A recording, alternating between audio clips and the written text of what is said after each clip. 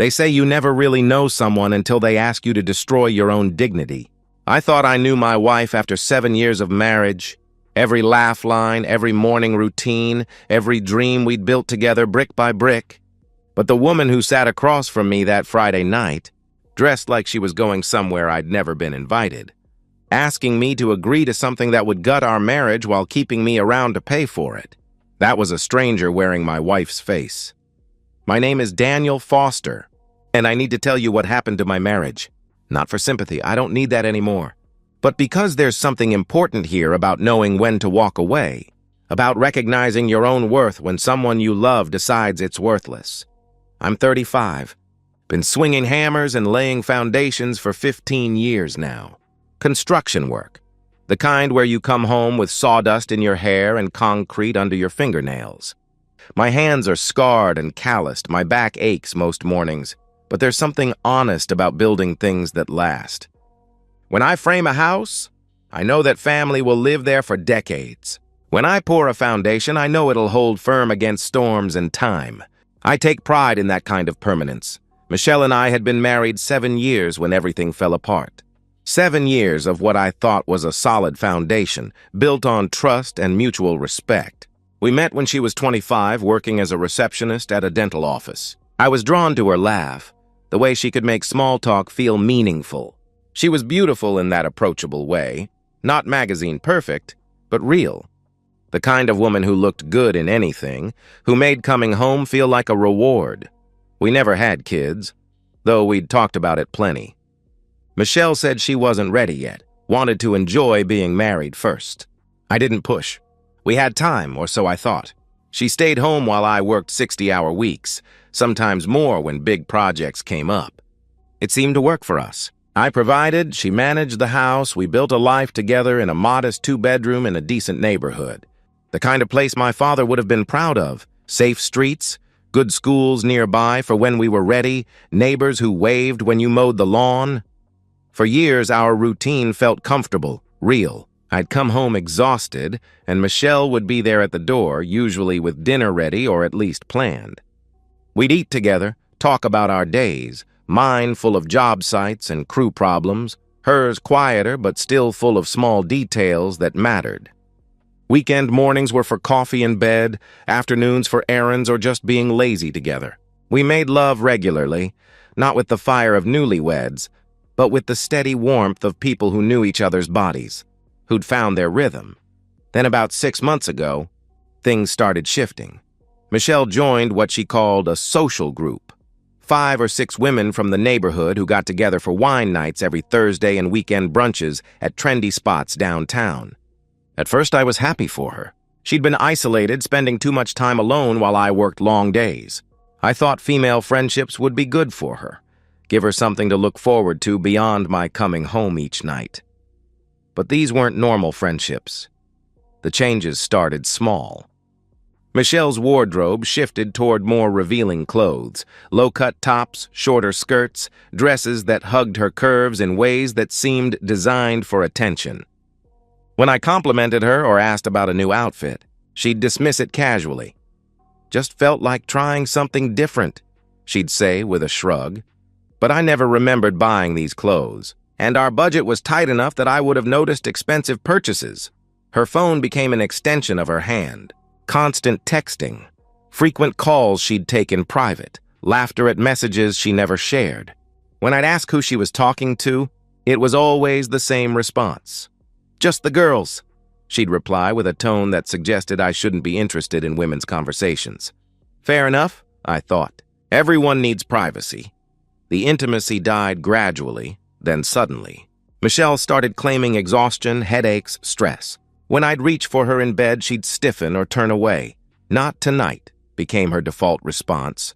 Weekend mornings became rushing to get ready for brunch with the girls. Our quiet moments together evaporated, replaced by her endless preparation for social events I wasn't invited to. But it was the dinner conversations that really opened my eyes. Michelle became obsessed with talking about these women, how free they were, how they lived authentically, how they refused to settle or compromise their happiness. She'd go on about Sarah, who left her husband because he was holding her back, or Jennifer, who was exploring her options while technically still married.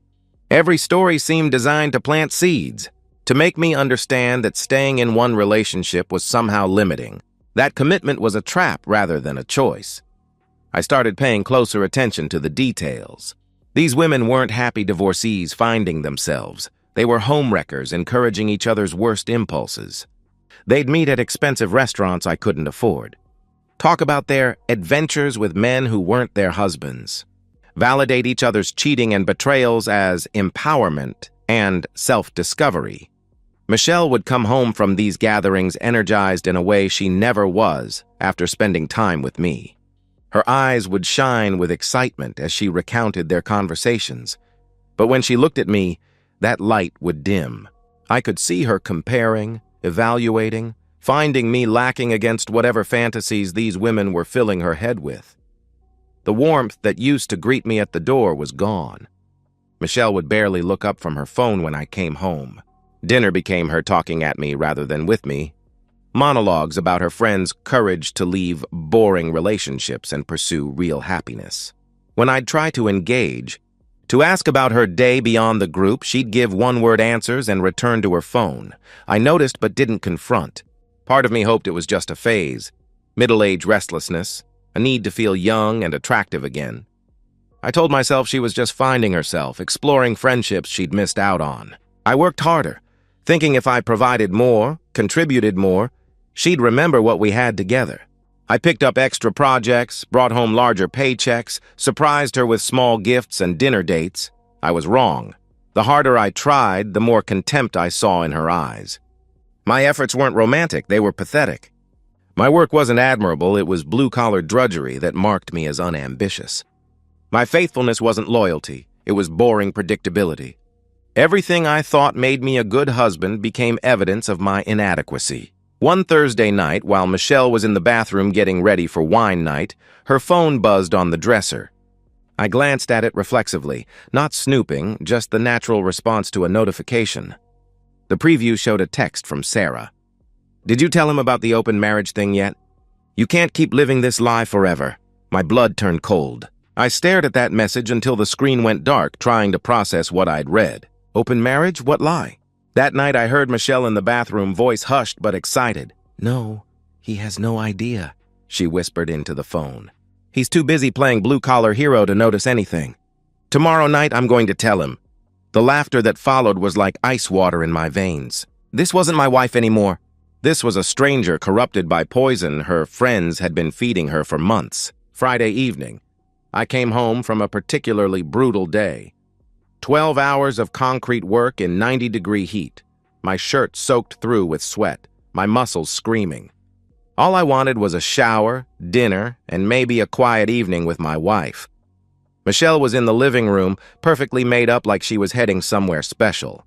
Her hair was styled, makeup flawless, wearing a black dress I'd never seen before, expensive looking, cut low enough to show cleavage, short enough to be inappropriate for a married woman. She was scrolling through her phone, that familiar smile playing at her lips. "Hey," I said, dropping my work bag. "You look nice. Going out again?" She glanced up briefly, her expression flat and dismissive. "No, actually.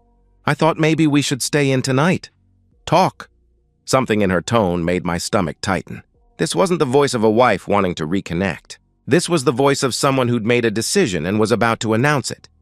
"Great," I replied, trying to sound enthusiastic.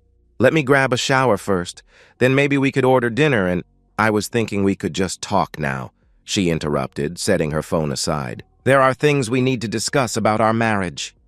I stood there in my work clothes, still dusty and tired, looking at this woman who'd once loved everything about my job, who used to massage my sore shoulders and tell me how proud she was of my work ethic. Now she looked at me like I was tracking mud through a museum. "Okay," I said, sitting across from her.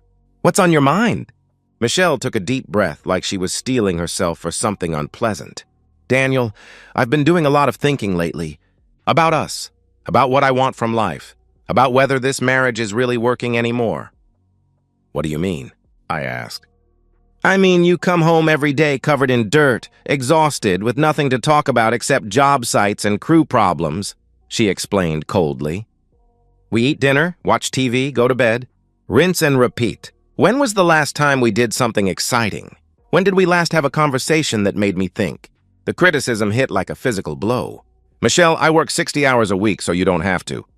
I thought that was what we agreed on. I never agreed to be a 1950s housewife waiting around for her blue-collar husband to come home and validate her existence, she shot back, her voice sharp now, cutting.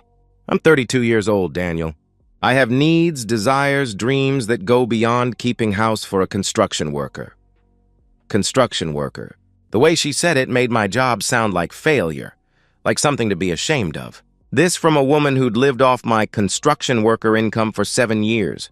What kind of dreams? I asked, though I was starting to suspect I already knew. Michelle shifted in her chair, gathering courage for whatever bombshell she was about to drop. I want to feel alive again, Daniel. I want passion, excitement, connection with people who stimulate me intellectually and emotionally. And I don't stimulate you? I questioned. Not anymore, she replied without hesitation. Maybe you never did, and I was just too young to realize it. 7 years of marriage dismissed as youthful ignorance. 7 years of love and loyalty reduced to a mistake she'd outgrown. So what are you saying? You want a divorce? I asked. No, she said quickly. I don't want to throw away everything we've built together. The house, the financial security, the stability. I just want more. I stared at her, waiting for the other shoe to drop. I want an open relationship, she announced. The words hung in the air like smoke from an explosion. For a moment, I couldn't process what she'd said.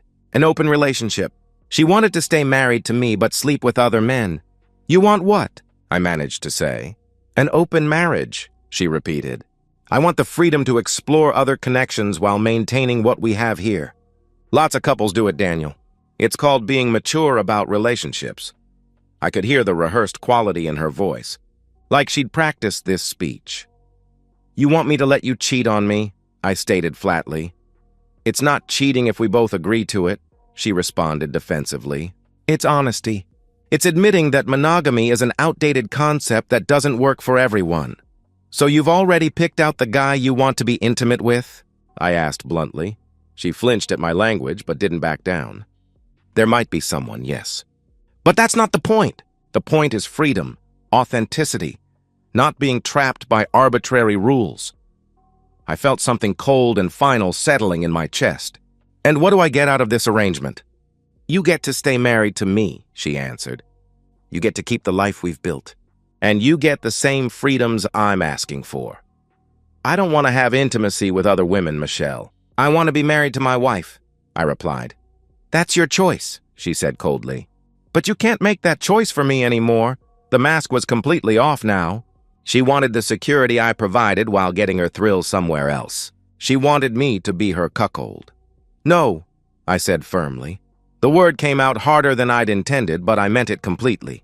No, she repeated, surprised. I'm not doing it.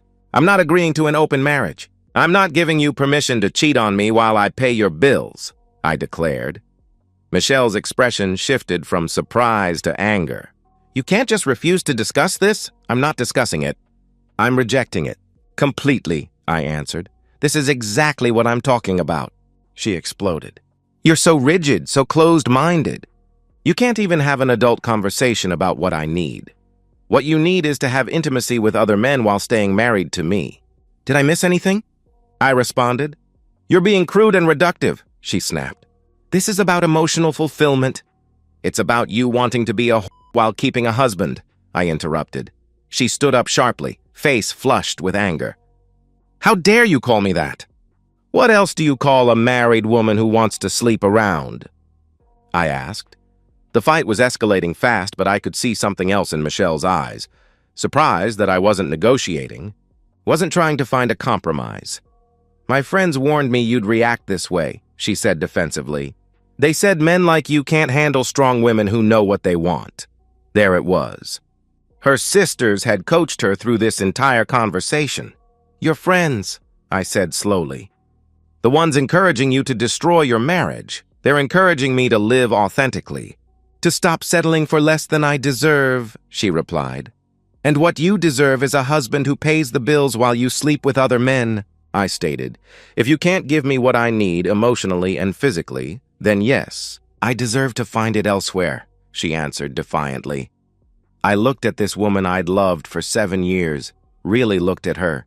The contempt in her eyes wasn't new. I could see now that it had been building for months. "Then leave," I said. The words came out calm, final, without anger or pleading. "What?" she asked, stunned.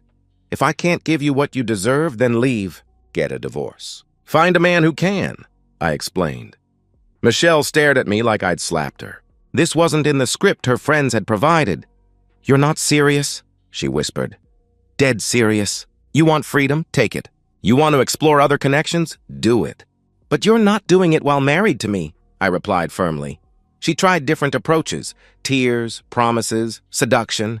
I physically removed her hand when she touched my arm. "You're not staying here," I told her. She grabbed her purse and keys, face twisted with rage.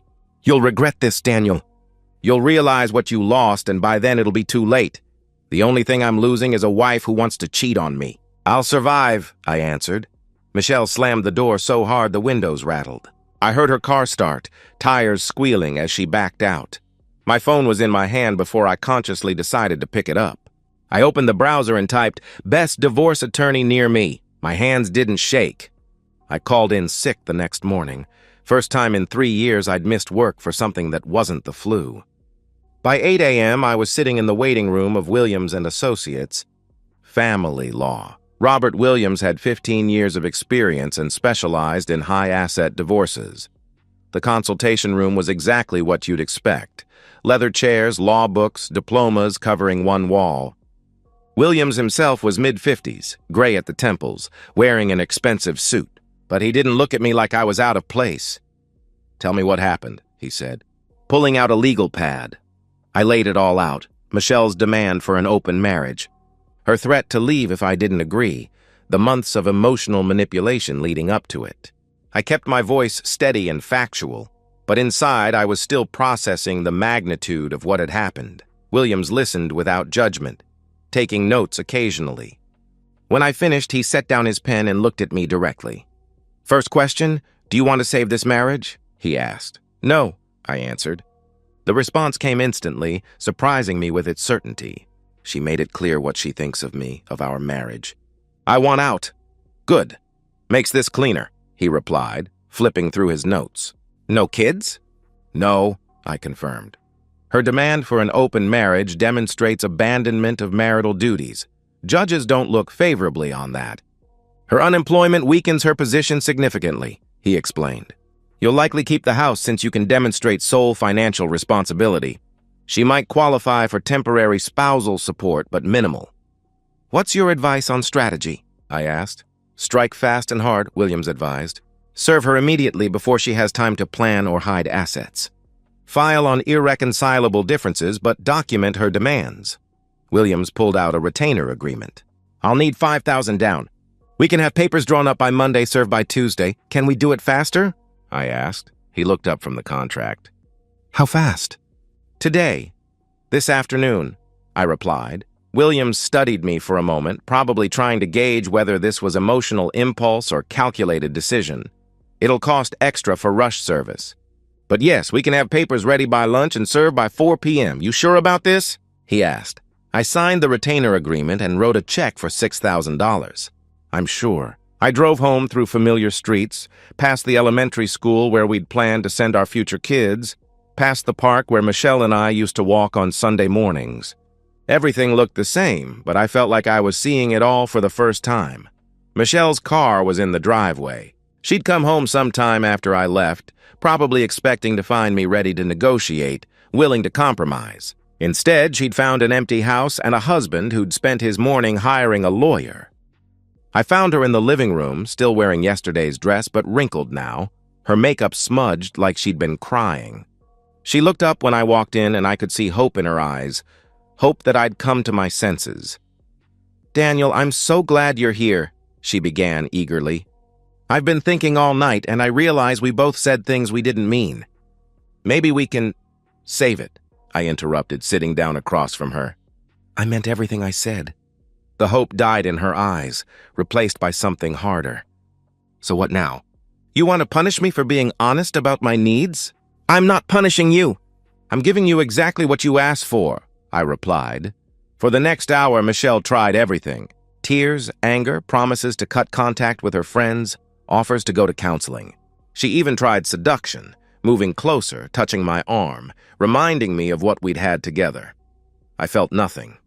Every word sounded hollow, every touch felt manipulative. She was only sorry because there were consequences now. At 3:45 p.m., I heard a car door slam outside. Michelle was in the middle of another tearful plea when the doorbell rang. Expecting someone? I asked. Michelle looked confused. No, I walked to the door and opened it. A middle-aged man in a cheap suit stood on my porch holding a manila envelope. Michelle Foster? He asked. She's inside, I replied, stepping aside. Michelle appeared behind me, still confused. I'm Michelle Foster. I have legal documents for you, he said, handing her the envelope and pulling out a clipboard. I need you to sign acknowledging receipt. I watched the color drain from Michelle's face as she realized what was happening. Her hands shook as she signed the form. The process server left without ceremony, and Michelle stood there holding the envelope like it might explode. What is this? She whispered. Your freedom, I answered. She tore open the envelope, pulled out the divorce papers, and read the first page. Her face went through a series of expressions: disbelief, shock, then rage. You filed for divorce? Today? She asked incredulously. This morning, I confirmed. You can't be serious. We haven't even tried to work this out, she protested. There's nothing to work out. You want an open marriage, I want a divorce. We're both getting what we want, I explained. This is insane. You're throwing away our entire marriage because I was honest about my feelings, she demanded. I'm ending our marriage because you stopped being my wife, I replied calmly. Pack your bags, Michelle. You need to be out of this house tonight, I told her. You're kicking me out? She asked, shocked. I'm asking you to leave. This is still legally your house too for now, but I don't want you here, I explained.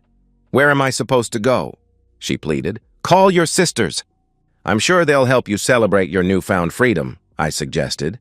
For the first time since this whole thing started, Michelle looked truly scared. The reality was setting in. She'd gambled our marriage on my willingness to be humiliated, and she'd lost. By 7 o'clock, Michelle had packed what fit in her car. She kept trying to restart the conversation to find some angle that might change my mind. But I'd moved past anger into something colder and more final. I stood in the doorway and watched her load the last suitcase. She looked back at the house like she was seeing it for the first time. Or maybe seeing what she was really losing. I'll call you tomorrow, she said hopefully. When you've had time to think about this. Don't, I replied. She drove away slowly, like she expected me to chase after her. Instead, I closed the door and locked it. The house felt different immediately, quieter, cleaner somehow. My phone buzzed around 9 o'clock. Text message from Michelle. I'm staying at my parents'. Please think about what you're doing. We can fix this. I deleted the message without responding. I slept better that night than I had in months. Michelle returned the next morning with reinforcements, her parents flanking her protectively as we all took seats in the living room. Michelle told us what happened, her mother Patricia began gently but firmly. And while we don't agree with how she approached the situation, we think you're overreacting. Overreacting to what, exactly? I asked. Her father, Frank, leaned forward. She had some concerns about your marriage, Daniel. Maybe she didn't express them perfectly, but throwing her out and filing for divorce? That's extreme. I looked at Michelle. Did you tell them what you actually asked for? Michelle's eyes darted away. I told them we had a disagreement about the future of our relationship. That's an interesting way to put it, I replied. Turning to her parents, I continued. Did she mention that she demanded an open marriage? That she wanted permission to sleep with other men while staying married to me? The silence that followed was deafening. Patricia's expression shifted from sympathetic to confused. Frank looked like he'd been punched in the stomach. Michelle? Frank's voice was dangerously quiet. Is that true? Michelle squirmed under her father's gaze. It's more complicated than that. Did you or did you not ask Daniel to agree to an open marriage? He demanded. I suggested that maybe we could explore, she stammered. Jesus Christ, Frank interrupted, putting his head in his hands. Michelle, what the hell were you thinking? Those women, Patricia said suddenly, understanding dawning in her voice. Those friends of yours. This was their idea, wasn't it? Michelle's silence was answer enough. Frank stood up abruptly. We're leaving. Patricia, get your purse. Frank, wait, Patricia protested. No. I'm not sitting in this man's house and listening to our daughter explain why she thought it was acceptable to destroy her marriage, he declared firmly. Looking at Michelle with disgust, he added, I raised you better than this. Daddy, please, Michelle pleaded. Don't daddy me. You made your choice. You wanted to act like a single woman? Now you are one, he replied coldly. Patricia tried to mediate. Michelle, honey, maybe you could apologize, try to work things out. There's nothing to work out, I interjected. Your daughter made it very clear what she thinks of me and our marriage. I'm just giving her what she asked for. I made a mistake, Michelle protested desperately. I got bad advice from friends who I thought cared about me. But that doesn't mean we have to throw away 7 years. You threw it away, Frank said coldly. The moment you decided Daniel wasn't enough for you. After they left, the house felt even quieter. Michelle's parents had seen the situation clearly and supported my decision. That meant more than they probably knew. My phone started ringing around noon. Michelle calling from her parents' house. I let it go to voicemail. Tears, apologies, promises to do better, pleas for me to reconsider. I deleted it. She called 6 more times that day. I didn't answer any of them. The next few days followed a pattern. Multiple calls, increasingly desperate voicemails, long texts explaining how sorry she was. She showed up at the house twice. I didn't answer the door. On Thursday, she sent a particularly long text. I left the group, told them I never wanted to see them again. I know what they did to me, how they poisoned my mind against you. Please, Daniel, can we just talk? I'll do anything to fix this. I called Robert Williams instead. She's panicking, I told him. Calling constantly, showing up at the house, promising to change everything. Classic pattern, Williams replied. Reality is setting in. Any contact from her lawyer yet? I don't think she's hired one, I answered. She will. Probably shopping around, trying to find someone who'll take the case on contingency. Unemployed spouse in a divorce has limited options, he explained. That night, Michelle tried a different approach. Instead of calling, she came to the house around 9 p.m. and sat in her car in the driveway. Just sat there like she was waiting for me to come out and invite her back in. I watched her through the bedroom window. She looked pathetic, slumped over the steering wheel, occasionally wiping her eyes. This woman who'd been so confident when she'd demanded an open marriage was now reduced to camping in my driveway like a stalker. After an hour, she gave up and drove away. She was back the next night and the night after that. On Sunday, I'd had enough. When I saw her car pull up, I walked outside and approached the driver's side window. Michelle rolled it down eagerly, hope lighting up her face. Daniel, I've been hoping we could, she began. Stop coming here, I interrupted. The hope died. I just want to talk, she pleaded. There's nothing to say. You made your choice, I made mine. It's over, I replied firmly. It doesn't have to be over. We can go to counseling, she suggested desperately. Michelle, listen to me very carefully, I said. You asked me to let you cheat on me. When I said no, you threatened to leave. I called your bluff. That's the end of the story. But I realize now how wrong I was, she protested. You realize now that your plan backfired. You thought I'd cave, agree to some version of what you wanted. Instead, you're facing divorce and living in your parents' basement, I responded. I love you, she whispered. No, you don't. You love the security I provided. But you don't love me. If you did, you never would have asked me to agree to your cheating, I answered. Michelle started crying again. Daniel, please. Doesn't 7 years of marriage count for anything? It counted for everything. Until you decided it wasn't enough, I replied. I turned and walked back to the house. She sat there for another hour, but I didn't look out the window again. She didn't come back after that night. The calls and texts gradually tapered off too. 3 weeks after I'd filed, Williams called with an update. She hired a lawyer. Cheapest one she could find, he reported. He called this morning wanting to discuss settlement terms. What kind of settlement? I asked. The usual. She wants the house. half the retirement accounts, permanent spousal support. Standard wish list for an unemployed spouse, he explained. And what did you tell him? I inquired. Williams chuckled. I told him to review the circumstances that led to the filing and call me back when he had more realistic demands. 2 days later, Michelle's lawyer called back. She was accepting our settlement offer. Half the liquid assets, about $8,000 total.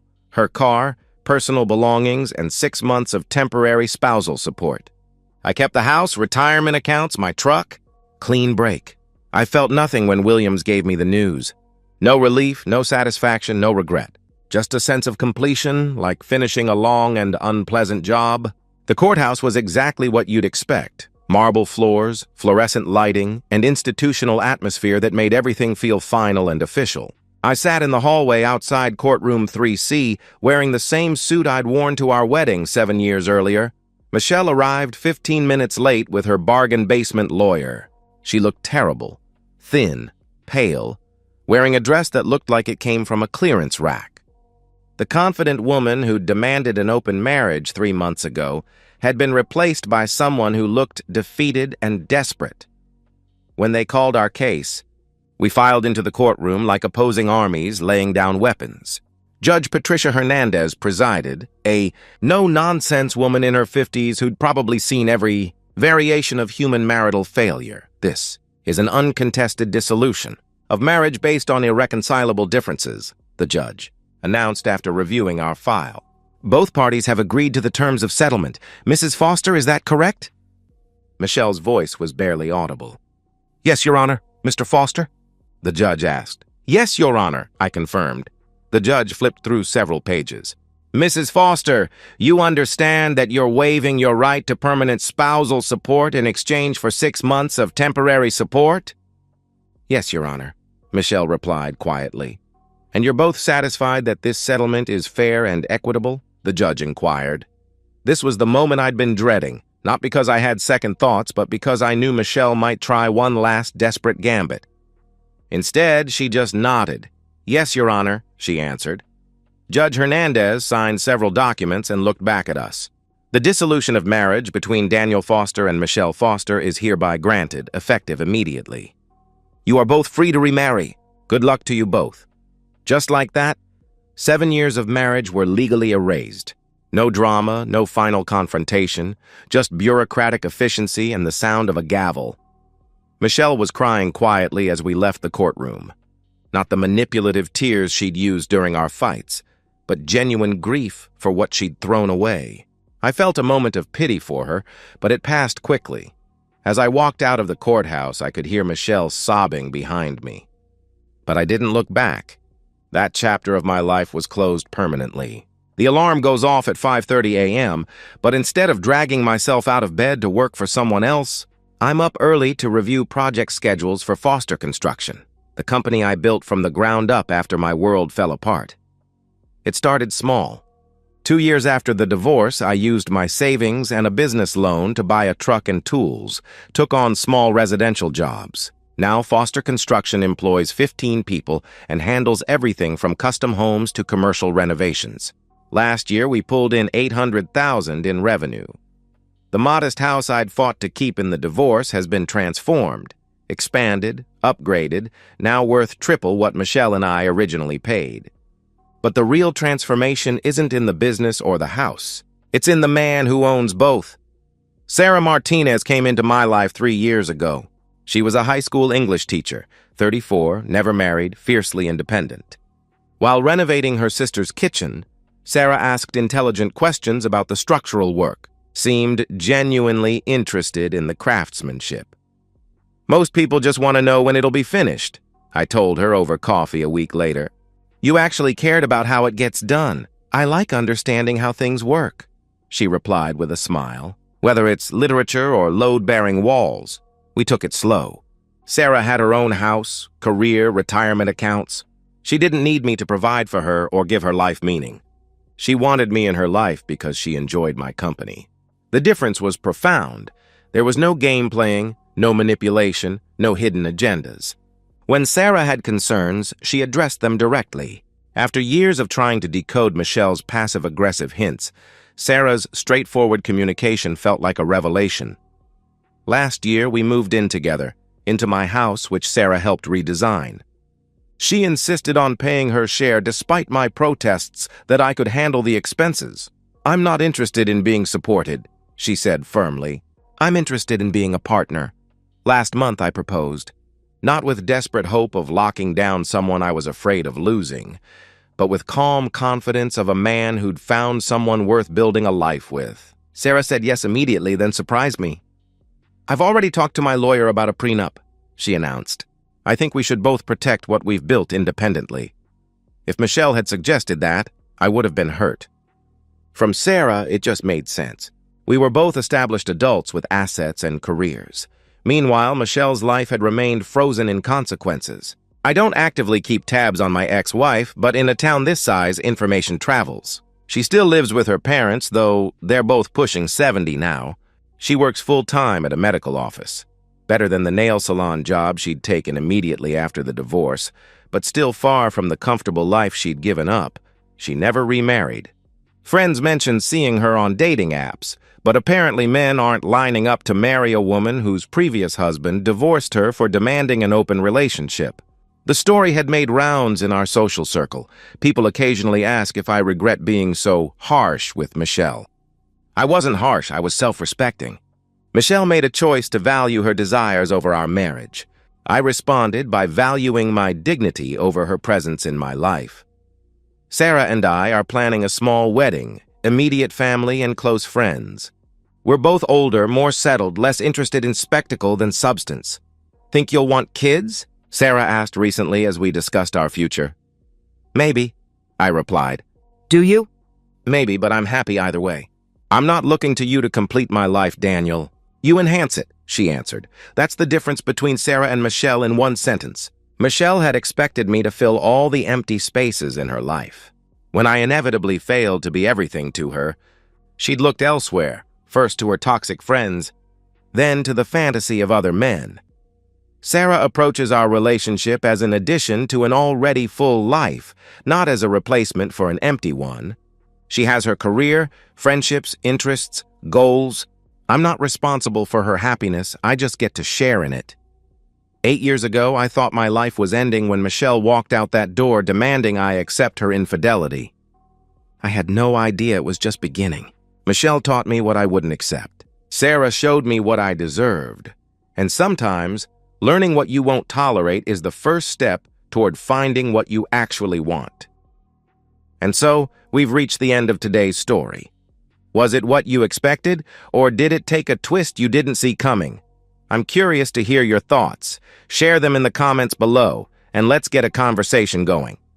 If this story kept you hooked, make sure to hit that like button. And if you're new here or just haven't subscribed yet, now's the perfect time to join our community. I bring you fresh, captivating stories every day, so click that subscribe button and turn on notifications so you never miss out.